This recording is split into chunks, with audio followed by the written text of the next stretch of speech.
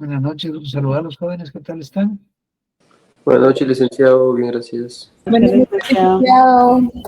Buenas noches. Buenas noches. Buenas noches, licenciado. ¿Qué pasó? Buenas noches, licenciado. Buenas noches, hermana. Hay poquitos, pero bueno, vamos a ver si se van incorporando, pues si hay poquitos. Sí, Rebeca. Licenciado, buenas noches. Fíjese que con una consulta, el día de hoy estábamos viendo lo que son las notas y a mí me parece de que no me presenté en el examen y pues sí lo realicé. Mire, si algunos de los compañeros tienen ese problema, mándenle una listita ahí a José Andrés, que es quien nos ayuda, para que él me mande la lista de todos los que tengan ese problema para que yo revise de nuevo, y si se me escapó alguno, pues con mucho gusto lo incluyo, o ver qué pasó. Está bien, licenciado. Me voy a dirigir a él. José Andrés Chávez siempre está ahí para apoyarnos, ¿verdad? Entonces, le voy a suplicar ahí que le escriban a él y él me mande lo que necesito, solo es su nombre y su número de canal, ¿verdad? Sí, José Andrés, va que de acabar, está hablando de usted, cuénteme. Buenas noches, Lic. Solo una preguntita. Es que fíjese que no sé qué le pasó a mi cuaderno, pero ¿me podría usted recordar cuál fue el primer tema que vimos de la segunda unidad que va a venir en el parcial? De lo que vimos, la propiedad. Ah, ok. Muchas gracias, Lic. ¿Alguien más levantó la mano? ¿Alguien más había pedido parte de Rebeca y de José Andrés? ¿Alguien más? Y que estaba ahí con la manita. Bueno, cualquier cosa ya saben que con mucho gusto. Y si tienen alguna problemita ahí de que no aparecen en sus notas, ahí está José Andrés Chávez, que siempre nos ayuda y le pasan su nombre y su carnet, que es lo que necesito para revisar. Bien, estábamos en el tema de los procedimientos del estatuto procesal y habíamos platicado el último día sobre el procedimiento de la legis actionis. Decíamos que este procedimiento quiere decir acciones de ley y que surge con la ley de las 12 tablas. Es decir, recordarán ustedes que antes del sistema de la monarquía, pues era el rex, el rey, el quien dispensaba todo lo que era la justicia, él era el amo, el señor, el dueño, todo. Con la llegada del sistema de la república, pues las cosas cambian, especialmente con la creación de la ley de las 12 tablas. Recuerdan ustedes el camino que se recorrió de los moros mayores para ir a Grecia, ver cómo solucionar los conflictos, y a través del derecho, pues los griegos lograron caminar en su democracia, y de ahí que los romanos copiaron también esas leyes que salieron adelante de sus conflictos internos, y ahí surge ese nuevo primer procedimiento de la legis actionis, acciones de ley. Y habíamos mencionado que, si bien es cierto, era un sistema sencillo, práctico, pero resolvía los conflictos especialmente de las clases desposeídas que antes no tenían acceso. Y mencionamos que en este sistema de la legis actionis se dieron 5 clases de acciones: la actio sacramenti, la actio condictio, la actio iudicis postulatio, la actio pignoris capio y la actio manus injectio. Creo que esos ya los habíamos visto. ¿Los vimos los 5 en el día anterior? No, licenciado, faltaron los otros que usted mencionó. Hasta la actio y iudicis postulato o algo así.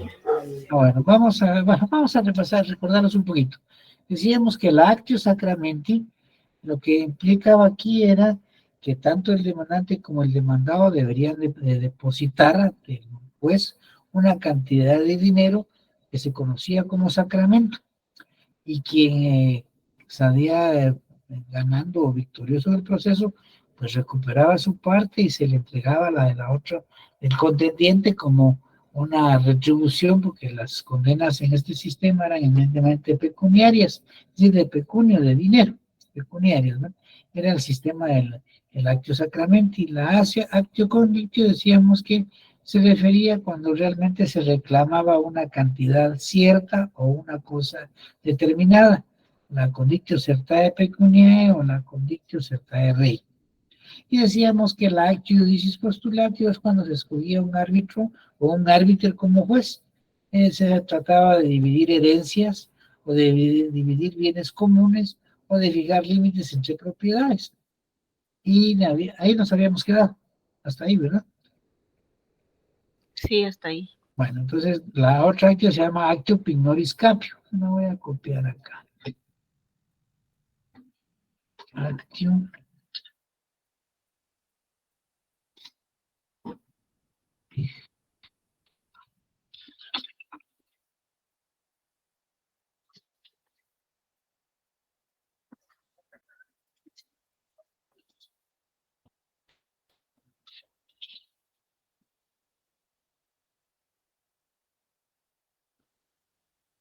Ahí está. Entonces estas dos nos faltaron, ¿verdad? La actio pignoris capio y la actio manus injectio. Bueno, el acto pignoris capio, pignoris es de pignorar, de dar una garantía. Aquí lo que sucedía es que el demandante o el acreedor exigía al demandado que por alguna deuda económica le dejara una garantía. Y la garantía era una prenda. Y en este caso, como es prenda, se refiere a bienes muebles. Recuerden bien eso. La prenda, la pignoris capio, es bienes muebles. ¿Qué hace esa pignoris capio o esa prenda? Pues garantiza el pago de la deuda. Si no se paga, pues simplemente la prenda o esa garantía queda a favor del acreedor. Y si no es posible, pues se vende en pública subasta y con el dinero que se obtiene, pues se le paga al acreedor. Si hubiera un sobrante, se le entrega al deudor y si no hay sobrante, pues ahí se termina. Es la prenda lo que garantiza, de nuevo repito, el cumplimiento del crédito, del pago del crédito o el cumplimiento de la obligación. La otra actio se llamó la manus injectio. Esto es más que todo cobro. Es un cobro, pero cuando el deudor no pagaba, se le sometía como a una semi-esclavitud, que se le aprisionaba y se le encadenaba al deudor. Es decir, en tanto no pagaba la deuda, no era liberado. Pero el deudor tenía una opción. Podía evitar ser aprisionado y encadenado si daba una garantía. ¿Y qué se exigía aquí? Era un fiador. Los libros dicen un vindex, eso quiere decir fiador, un vindex. Es un fiador. Esa es en la manus injectio, un fiador, un vindex, un fiador. Sea si no paga él, pues paga él. Si no paga el deudor, paga el fiador. Por eso no hay que ser fiador de nadie. Desde tiempos romanos, el fiador muchas veces era el que resultaba pagando porque el deudor no tenía, y eso pasa hoy. Y hoy hay otras modalidades de las fianzas, de los fiadores, en que se establece que no necesariamente tienen que demandar al deudor, sino que pueden hacerlo directamente al fiador. Ya que como consejo sano, no sean fiadores de nadie, y menos en los bancos, porque ahí sí se defienden, sí se garantizan los pagos. Esas son las otras dos actios o acciones que habían quedado pendientes. Este sistema llegó hasta Augusto. En la época de Augusto se sustituyó por un nuevo sistema que se llamó el sistema formulario. Fórmulas, ¿verdad? Aquí es un escrito, es el que se llama fórmula y se presenta ante el magistrado en la fase in jure. Ahí le exponían el proceso, las razones por las que querían demandar, y a él lo pasaba, si daba la acción, recuerden el dare actionem o denegare actionem, si daba la acción lo pasaba con el juez. En el sistema de las leyes actionis decíamos que había dos etapas, una etapa in jure ante el magistrado y una fase in judicium o judicium ante el juez. En este sistema formulario sigue igual. Existen las dos fases del proceso, la fase in jure y la fase in judicium. El juez da la acción o denegar acción, si da la acción pasa al juez, el juez recibe las pruebas y dicta la sentencia. Pero esta fórmula son muy rigurosas y tenían sus propias partes o su composición, y le llamaban los romanos, son partes principales y partes accesorias. Aquí les voy a poner las partes principales. Las partes principales. Primero, ratio. la intentio, la demonstratio, la intentio, condenatio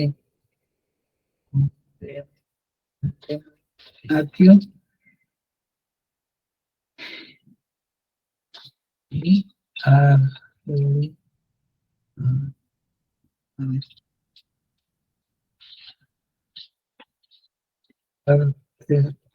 accesorias o secundarias que teman accidentales son la exceptio,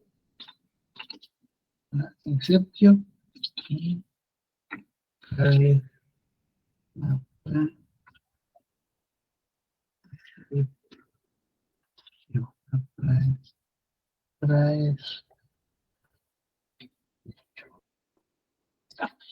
esas son las partes de la fórmula. Vamos a ver cada una de ellas en qué consiste.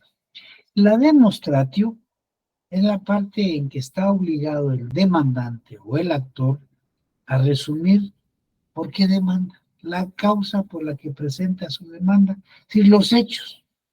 Es decir, bueno, mire, yo resulta que le di en arrendamiento una habitación o un local, convenimos que iba a ser por un año, la renta de tanto mensual, más los pagos de servicios, pero hasta esta hora ni paga la renta, ni los servicios, ni desocupa. Es decir, eso es un resumen de las causas, de las razones por que las que demanda. Eso se llama demonstratio, de demostrar. La otra parte es la intentio, intentar. ¿Qué intenta? ¿Qué quiere? Eso es, ¿cuál es su objetivo final? ¿Qué es lo que él persigue con su demanda? Pues en el mismo ejemplo que persigue, pues que le pague la renta, que pague los servicios y que se vaya, que se ocupe. Eso es lo que él quiere, su pretensión. Así se le llama en la actualidad, pretensión jurídico-procesal del demandante. Lo que él persigue al plantear su demanda. Y la condenatio, pues, ¿qué quiere ir? Pues que el magistrado le ordene al juez que si hay pruebas que demuestren los hechos que argumenta el demandante, pues lo condene al demandado. Pero que si no hay hechos probados, no hay mecanismo de acreditar lo que dice el demandante, pues que absuelva al demandado. Así de simple. Esas son las tres principales que se dan en todos los procesos. Pero en algunos más se dio la adjudicatio. Esa adjudicatio no se dio en todas, sino en algunos especiales, que era cuando había que adjudicar bienes. No pagó, hay una garantía, hay una prenda, y con una pignoris capio, pues no pagó, adjudíquenselo al demandante en pago, la adjudicatio. Esas son tres partes principales, la cuarta se da en algunos casos, no siempre, y las partes accesorias que son la exceptio y la praescriptio. ¿Qué consiste la exceptio? Son excepciones. Aquí lo que sucede es que el demandado tiene el derecho de interponer una excepción. ¿Por qué razón no lo pueden demandar? ¿O por qué razón la demanda debe ser rechazada? Debe él ser absuelto, por ejemplo. Si le cobran una cantidad de dinero, y es la deuda, pero resulta que él ya la pagó, y él tiene los documentos o los recibos correspondientes, o tienen testigos que dan fe de que él ya pagó. Entonces, mire, hay una excepción de pago, excepto una excepción. Yo ya pagué, es una excepción de pago, yo no debo nada. ¿Para qué? Para que no lo condenen y termine el proceso. Esas son las partes accesorias. Esas partes accesorias le corresponden al demandado. Y también puede ser, en el caso, por ejemplo, de otra excepción, que es la excepción, todas las obligaciones, todas las deudas tienen un tiempo para cumplirse. Por ejemplo, dice, bueno, el dueño de un restaurante o de una casa de huéspedes, de un hotel, tiene el tiempo de 2 años para cobrarle a los huéspedes que no paguen. Pero él, bueno, el huésped no le pagó y se fue, porque ya no tenía cómo pagarle, pero mejoró de fortuna y a los 5 años lo encuentra y tampoco le paga, lo va a demandar. Entonces hay una excepción. ¿Por qué? Porque ya pasó el tiempo, hay una excepción, ya hay prescripción, ya no puede cobrarme. ¿Por qué? Porque ya pasó el tiempo en que yo estaba obligado. Moralmente puede pagarle, pero legalmente ya no. A eso se refiere lo que es la excepción. Y la praescriptio, lo que sucede con la praescriptio es que hay situaciones que hay que discutir previamente para poder llevar a cabo el juicio. Por ejemplo, una persona quiere que le entreguen sus bienes de una herencia, pero todavía eh, no se ha distribuido. Denme un minuto, solo que estoy solo en casa y me están tocando la puerta. Denme un minuto, te revuelvo.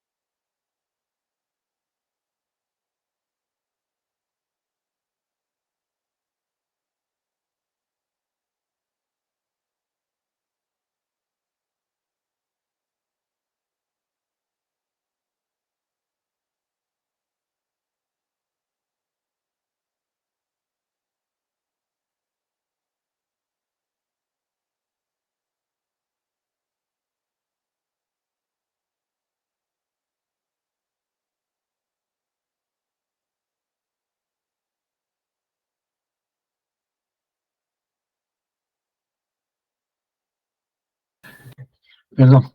Bien, volvamos a la praescriptio. Dice, mire, yo vengo a pedir mis bienes de la herencia. Si no, él no puede pedir herencia porque todavía no se ha distribuido, no se sabe cómo se van a partir. Dice, espérese, ¿verdad? Hay una situación previa que examinar. A eso se refiere la praescriptio, una cuestión previa. A eso se refiere. Las dos partes accesorias y que le corresponden, bueno, subir la grasa corriendo, y que le corresponden al demandado. Pues no se les olvide, las partes principales son del demandante y las partes accesorias son del demandado. Claro, ¿qué sucede cuando termina el proceso? Pues el juez, en la fase in judicium o apud judicium, dicta la sentencia después de haber recibido las pruebas. Y decíamos en una oportunidad que generalmente era la prueba testimonial la que le daba mayor validez. Y cuando dicta la sentencia, en este sistema, ya lo hemos señalado, lo que se pretendía es una condena económica, pecuniaria, dicen los libros, es lo mismo. Es decir, trataban siempre de pagar una cantidad de dinero al demandante. Era lo más razonable que veían los humanos para resarcir el daño civil ocasionado, porque este es jus civil, derecho privado.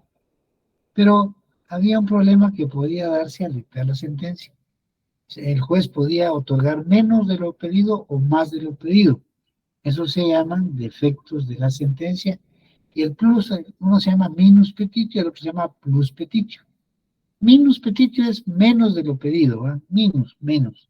Plus, si ustedes escuchan esa palabra muy común hoy, es que es plus no sé qué, ¿no? Pues es mejor, pues es más. Para Romanos, plus petitio era que el juez otorgara más de lo pedido. Esos son los dos defectos o errores que podría darse en la sentencia. Aquí ya va caminando hacia el sistema extraordinario. Este sistema de las fórmulas estuvo todavía en la parte final de la República y ahí surge el sistema extraordinario. Es que realmente es un sistema más que extraordinario, un sistema ordinario. Aquí empezamos a encontrar como primer asunto desde que se vuelve un sistema general para todos el sistema extraordinario, se elimina la fase in jure y la fase in judicio. Aquí ya es el juez el que va a resolver propiamente el conflicto. Él recibe la demanda, ya no hay in jure, ya no hay juez que dé la acción o denegar la acción, ya no, sino es el juez, él recibe las pruebas y él dicta la sentencia. Se vuelve, como dicen los libros, un modo genérico de pedir que se administre la justicia. Este sistema estuvo durante todo el imperio, toda la época imperial de Roma vigente, y lo encontramos primero que nada en las constituciones imperiales, especialmente en la de Teodosio y la de Justiniano. ¿Qué características se le conocen a este nuevo sistema. La primera gran característica es que se reconoce ya el término de la jurisdicción o la función de la jurisdicción exclusiva de la administración pública. Recordarán ustedes que iniciamos, decíamos que los juicios civiles en Roma eran privados. Aquí ya empieza a cambiar, ya es el Estado organizado con sus poderes el que administra justicia, la jurisdicción.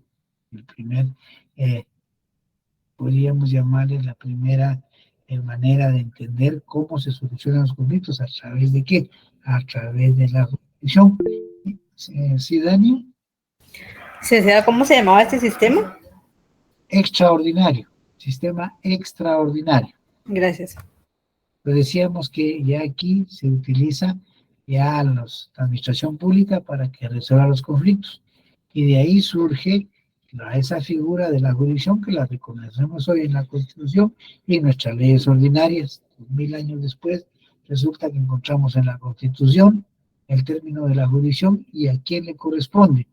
Y al igual que en Roma, le corresponde aquí a un poder del Estado, a un organismo público.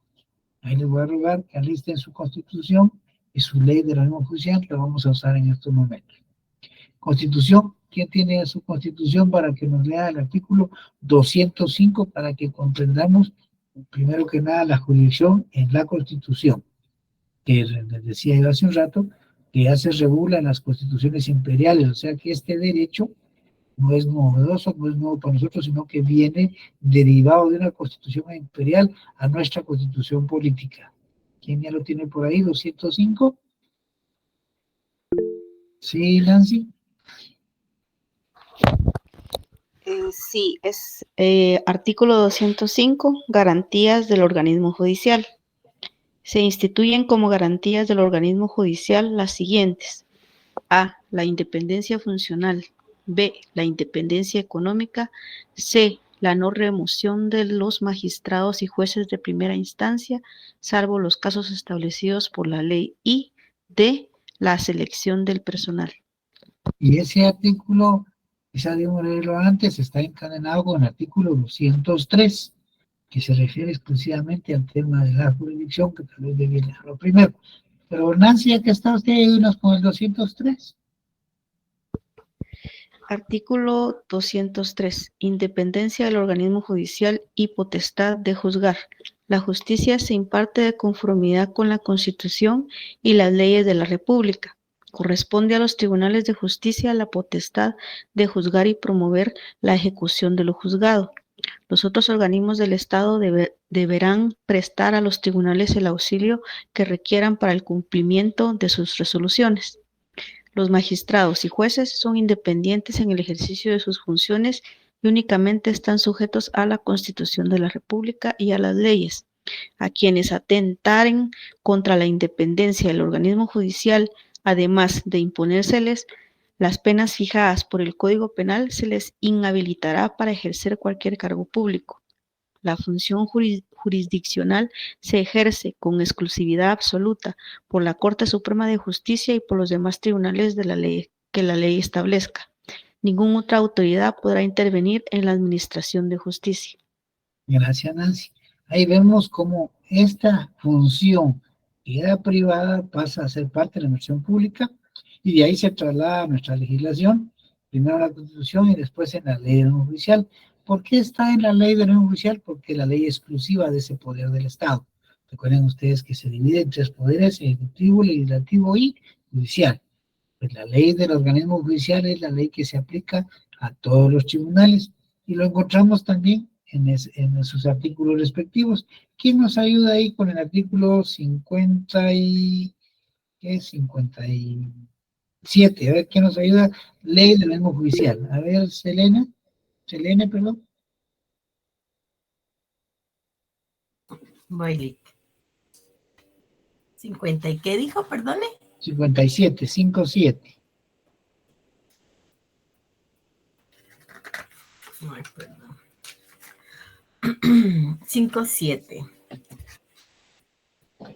Justicia. La función jurisdiccional se ejerce con exclusividad absoluta por la Corte Suprema de Justicia y por los tribunales establecidos por la ley, a los cuales corresponde la potestad de juzgar y promover la ejecución de lo juzgado. La justicia es gratuita e igual para todos, salvo lo relacionado con las costas judiciales, según la materia en litigio. Toda persona tiene libre acceso a los tribunales para ejercer sus acciones y hacer valer sus derechos de conformidad con la ley. Gracias, Elena. Ahí nos habla ese artículo de las acciones, la actio, ¿verdad? En este segundo párrafo dice que todos tenemos derecho de hacer valer nuestras acciones, nuestras actios. Así es como funcionaba en el derecho romano y así se traslada a nuestro sistema legal.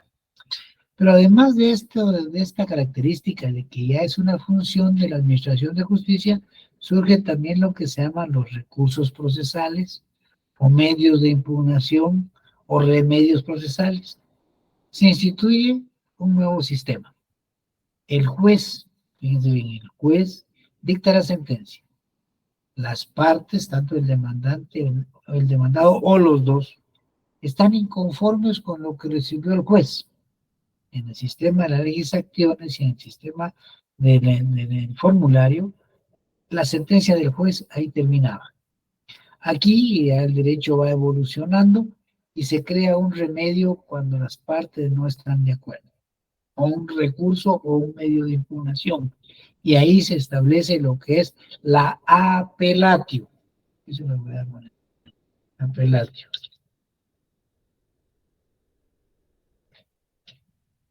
La apelatio, que es lo que conocemos hoy como el recurso de apelación, y lo encontramos en todas las materias, en civil, en penal, en laboral, en constitucional, es decir, en todas las ramas del derecho está ese recurso o ese remedio. ¿Y en qué consiste? Pues lo que sucede, como decía hace un momento, es que si las partes, el demandante, el demandado o uno de ellos o ambos, no están conformes con el fallo del juez, pues presentan esa apelatio.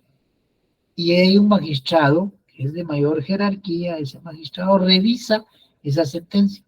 Al revisar esa sentencia, si está bien, el magistrado la va a confirmar, o sea, queda igual. Pero si la sentencia realmente tiene errores, se han violado derechos, entonces lo que hace el magistrado de la jerarquía superior es que lo corrige. Eso es lo que conocemos como la apelatio. Y eso de la apelación nos da lo que hoy conocemos como la segunda instancia, que son los únicos que hay en la ley, la segunda o las dos instancias.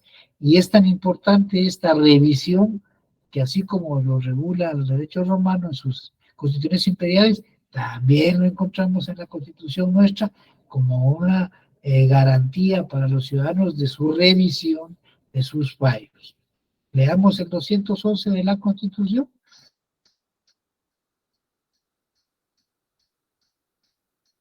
Sí, Damaris. Artículo 211. Instancias de todo proceso. En ningún proceso habrá más de 2 instancias y el magistrado juez que haya ejercido jurisdicción en alguna de ellas no podrá conocer en la otra ni en casación en el mismo asunto sin incurrir con responsabilidad. Ningún tribunal o autoridad puede conocer de procesos fenecidos, salvo los casos y formas de revisión que determine la ley. Gracias, Damaris.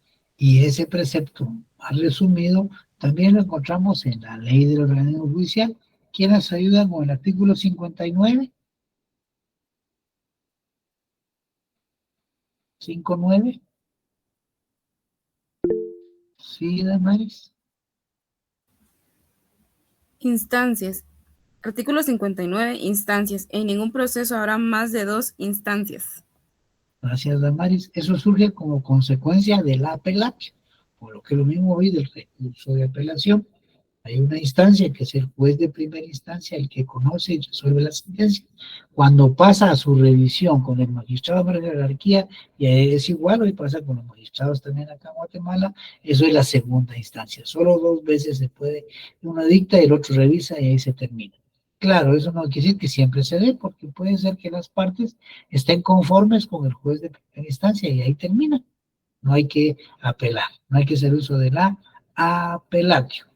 Pero algo importante, Roma se ha extendido también en la época del imperio, Roma andaba sometiendo a todo el mundo y creó jurisdicciones, o sea, dividió a los jueces que tenían que conocer. Era demasiado, había crecido el territorio, había crecido los problemas económicos, los problemas de distinta naturaleza, ya civiles, penales, ya se daban problemas laborales también en el derecho romano, y se crea lo que se llama la competencia, y se da competencia por la materia, por el territorio y por la cuantía, que también se llama por valor. La materia, lo que les expliqué hace un momento, materia civil, materia penal, materia incluso ahí había materia del derecho canónico, de la religión, derecho laboral, materia también de comercio, porque también ya se dieron lo que se llaman los seguros en el comercio, ya había seguros marítimos, seguros terrestres, es decir, Roma era una potencia en todo. Y por el territorio, pues se dividió Roma en territorios para poder administrar justicia, como sucede acá. Un juez de aquí de Guatemala, pues conoce Guatemala, y habrá que nombrar uno en Chimaltenango, porque no va al de juez de aquí, no va a ir a Chimaltenango, regresar para acá, va a San Marcos, se regresa para acá, va al Petén, no es posible. Entonces eso es por razón del territorio, ya se distribuye en departamentos, en el caso nuestro, en otros lados no son departamentos, en otros lados son estados federados, ya se establece por razón del territorio. Y también por razón del valor o de la cuantía. Cuando hablamos de la cantidad, los juicios que son cantidades mínimas de la demanda, pues sus requisitos y sus exigencias son mínimas. Los juicios ya que son cantidades mayores o más fuertes, como se dice normalmente, pues ya es otro tipo de requisitos, o sea, ya son más exigentes en su presentación de demanda. Esas tres clases de competencia de la materia, del territorio y de la cuantía, exactamente así lo regula la ley de judicial nuestra. Claro, hay otras que se han ido creando con nosotros, y hay turno por grado, pero de momento esas tres están en la ley del organismo judicial, primero que nada. ¿Sí, Mónica?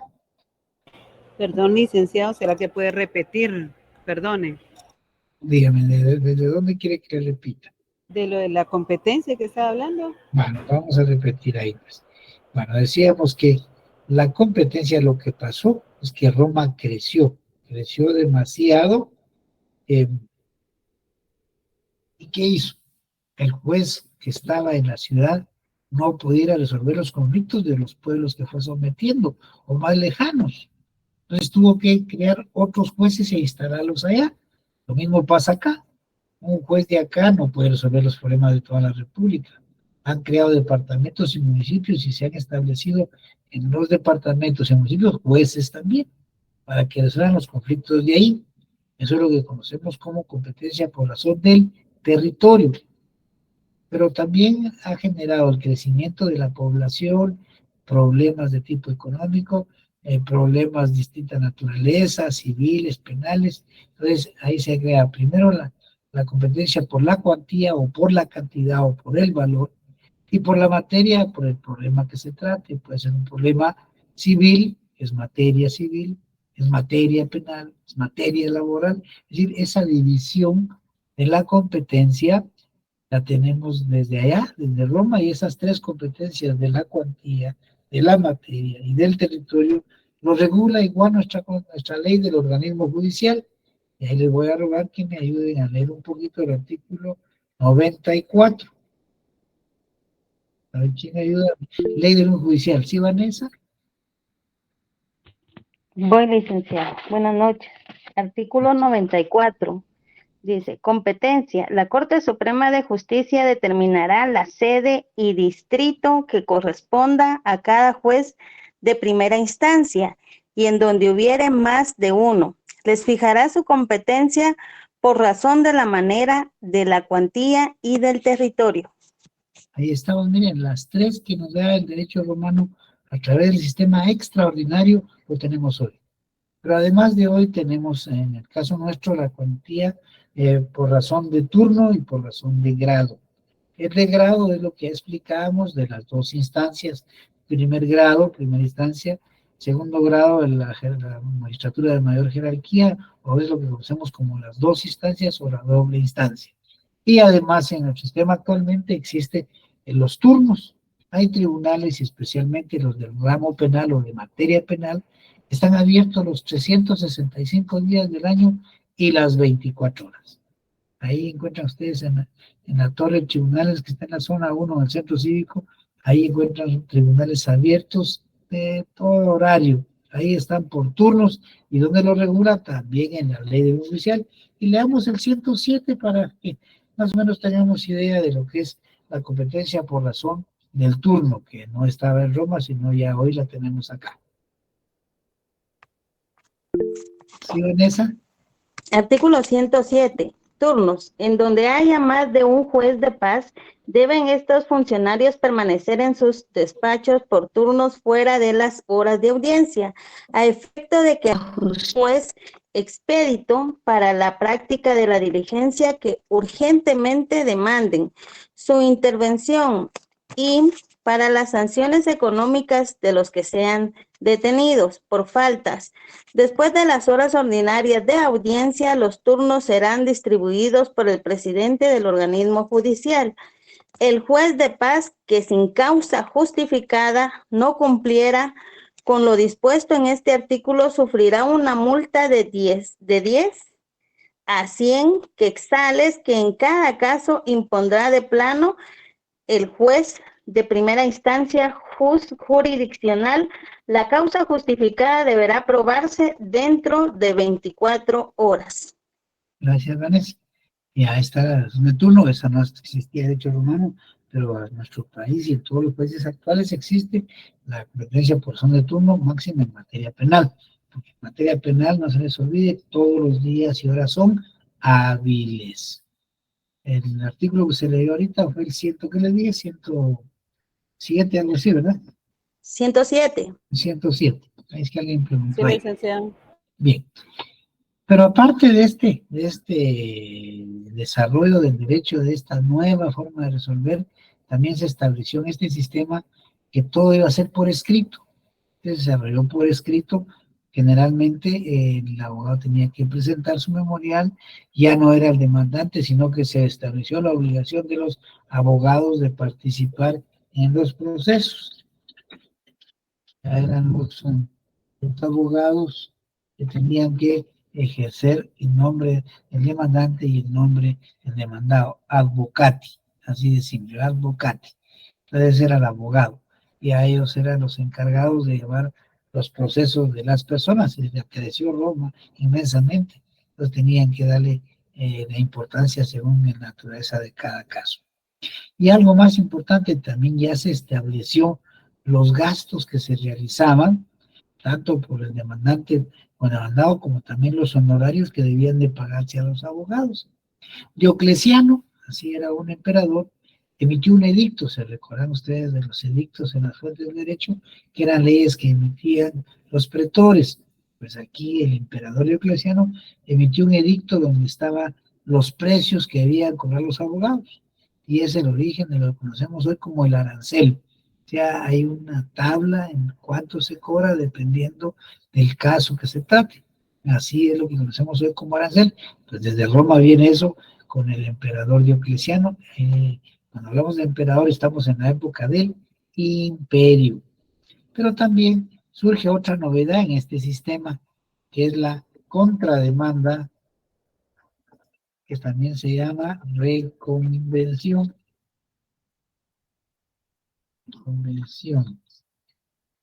Contrademanda.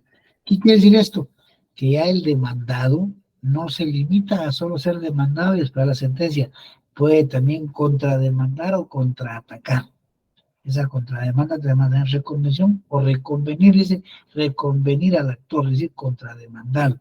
Esa es una nueva modalidad en el derecho romano del imperio que está hoy regulado en nuestro Código Procesal Civil y Mercantil. Pero además de esa reconvención, ya se estableció que cuando el demandado no comparece, el proceso no puede pararse. Hay que seguir el proceso, y se le declara a él rebelde. Eso se llama contumacia, y a él se le llama rebelde o contumaz. Sí, bueno, él no quiere venir, pues que no venga, pero el proceso no lo podemos paralizar, tenemos que seguir, y lo mismo sucede en la actualidad. Le notifican al demandado en la forma que establece la ley para que la notificación sea legal, sea válida, y si no comparece, pues el demandante pide que lo declaren rebelde y se siga el juicio en su rebeldía o en contumacia. Es una novedad del sistema extraordinario, es decir, este sistema nos genera muchas más instituciones, muchas más figuras que el sistema de las leyes acciones y el sistema formulario.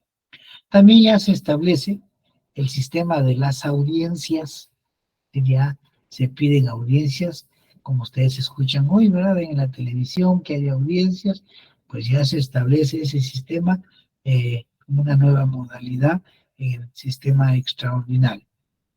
Y además de eso, ya se establece el sistema de valorar las pruebas, es decir, darle una valoración, pero no económica, sino valoración en qué prueba o qué no prueba, o qué acredita o qué no acredita. Y se empieza a establecer un sistema que se llama la prueba legal o tasada. Quiere decir que la ley le dice cómo debe tomar esa prueba.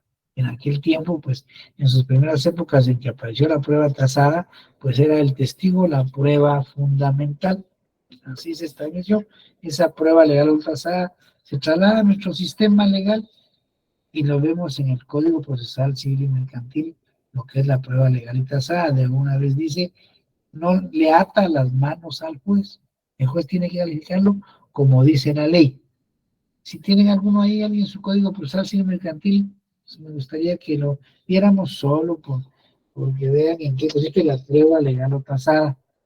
¿Tiene alguien su Procesal Civil y Mercantil por ahí? ¿O lo pueden bajar?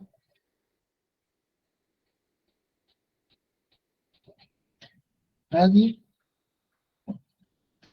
¿Qué artículo es, licenciado? Veamos el 186, 186, José Andrés. 186. Eso se llama prueba legal no tasada.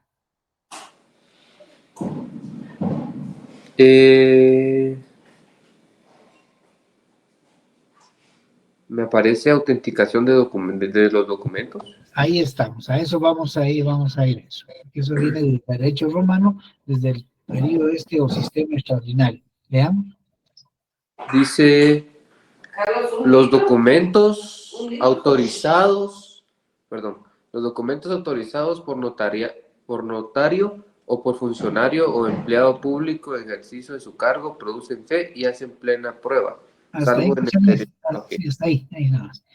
Quiere decir eso que ustedes van a ser abogados y notarios. El abogado se dedica a la defensa, a la libertad, a la dignidad, al patrimonio de las personas, entre otras cosas. El notario realiza actos y contratos, el notario. Ustedes como notarios van a adquirir lo que se llama la fe pública, que lo que ustedes dicen es cierto, porque ustedes han sido profesionales que han acreditado su honorabilidad. Antes de graduarse, ustedes tienen que establecer que son personas honorables, que nunca han estado con problemas de la justicia, les piden antecedentes penales, policíacos, cartas de honorabilidad que les extienden abogados que los conocen y que dan fe que son personas honorables. Entonces, el sistema de la prueba legal o tasada dice que, mire, es una escritura pública, es hecha por un notario, tiene pública, eso es cierto. Salvo, como lo que ya no leyó José Andrés, dice, salvo derecho a las partes de atacarlo de nulidad o falsedad. Pero realmente un profesional de derecho difícilmente se presta a hacer algo falso o algo nulo. Eso es la prueba legal. Y de ahí es que en esta etapa del sistema extraordinario se da la importancia de la prueba documental, porque ya existen los notarios, ¿verdad? Y le vamos a poner solo notario.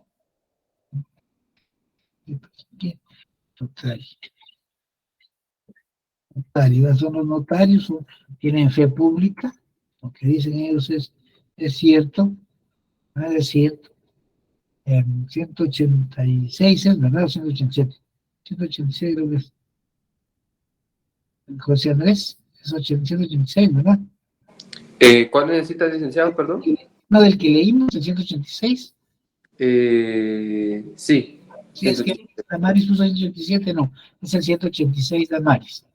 Entonces les decía que como consecuencia de esa prueba legal o tasada, que sí le llamaban los romanos prueba tasada, es que ya se le da importancia a la prueba documental, ¿sí? Y ya también hay un estudio para el caso, en el derecho romano me dice cuántos años pasó eso, y sí, igual un estudio para establecer su falsificación. Si son falsos, hay un procedimiento, y es lo que dice la ley en la actualidad, puede atacarse el mínimo de falsedad. Es decir, aparte de la prueba testimonial, ya empieza a perder mucha importancia y se le da más importancia a la prueba documental. Y hay algo más importante, una prueba que hoy la tenemos también, entre las pruebas que recogen las leyes, y encontramos lo que son las presunciones, es de presumir, pero se presume algo después de un estudio, de un análisis, a través de la lógica, el razonamiento de las personas, la experiencia, en este caso del juez, sus conocimientos, y él llega a unas presunciones, y eso se establece ya desde el sistema extraordinario del derecho romano. Y esos medios de prueba, de la declaración de los testigos, de las pruebas de documentos y de las presunciones están en el procesal civil mercantil. Han agregado otros más porque ahí encontramos 7 medios de prueba más. Pero para que lo tengamos presente, leamos el 128 del procesal civil y mercantil. José Andrés, usted que lo tiene ahí, 128. Dice derechos de las partes. Las partes tienen el derecho de pedir a los jueces que se excusen y el de rechazarlos con... No. Procesal civil y mercantil, José Andrés. Procesal civil y mercantil. Ah, sí.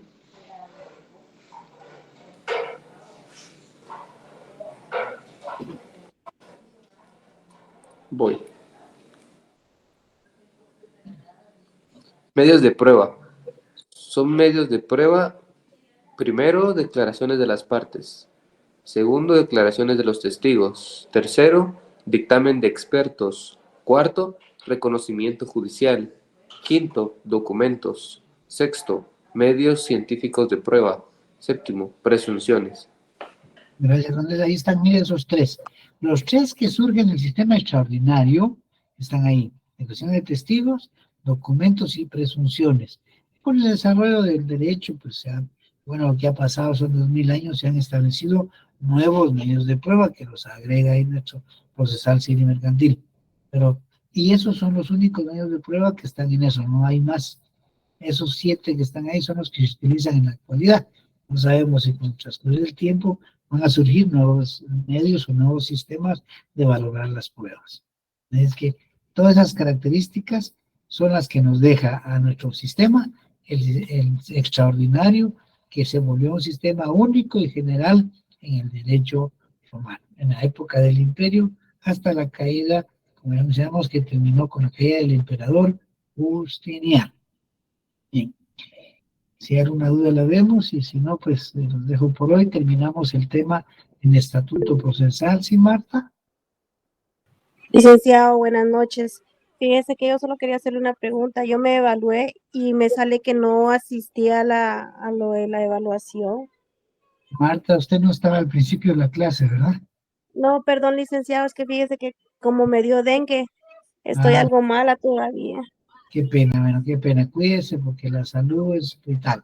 Pero vea, yo les decía a sus compañeros al principio de la clase que le mandaran su nombre y su número de carnet a José Andrés Chávez, que siempre colabora con nosotros en todo lo que le molestamos, para que él tenga el nombre de todos los compañeros que tuvieran ese problema, 2, 3 o 4, no sé cuántos puedan ser, y a él me lo manda y yo reviso, y con mucho gusto, si hay un error de parte mía, de parte ahí, y no está en el sistema, pues yo le subo su nota con mucho gusto. ¿Sí, Selene? Muchas gracias, licenciado. Licenciado, disculpe, no escuché qué era la contumacia. Contumacia es rebeldía. O sea, usted la demando yo y usted no comparece al proceso, entonces la declaran contumaz o rebelde. Rebeldecía en el juicio porque si ya no vino, se le notificó correctamente, la notificación tiene efectos legales, no quiso venir, es asunto de ella, no podemos esperarla y que ver cuándo quiere, ¿va? Sin un proceso no caminaría nunca, ¿va? le dan su tiempo a usted para que comparezca, si es en una audiencia oral, le dirá, mire, presente en tal fecha, si es escrito, le da tantos días para que presente sus escritos defendiéndose o contrademandando, no lo hace, entonces contumaz ya quiere decir que es usted una persona rebelde en el proceso y por eso tiene que continuar. Gracias, Lick. Entonces, los dejo por hoy, ya vaya a la hora de los frijolitos y además es viernes, también se necesita un poquito de relax, ¿verdad? Así es que buenas noches a todos, cualquier cosa ya saben que pueden escribirme a través de José Andrés, él siempre está ahí atento a apoyarnos, y yo estoy para servirles, y mientras eso pasa, pues descansen, pasen un buen fin de semana, cuídense, porque hay, como decía Marta, creo que fue aquí, el problema del dengue, cuídense porque eso está serio, cuídense y cuídense, y primero Dios, nos vemos para el próximo lunes. Muchas gracias, licenciado. Gracias, Lick. Gracias, Lick. Gracias, Lick. Gracias, feliz noche.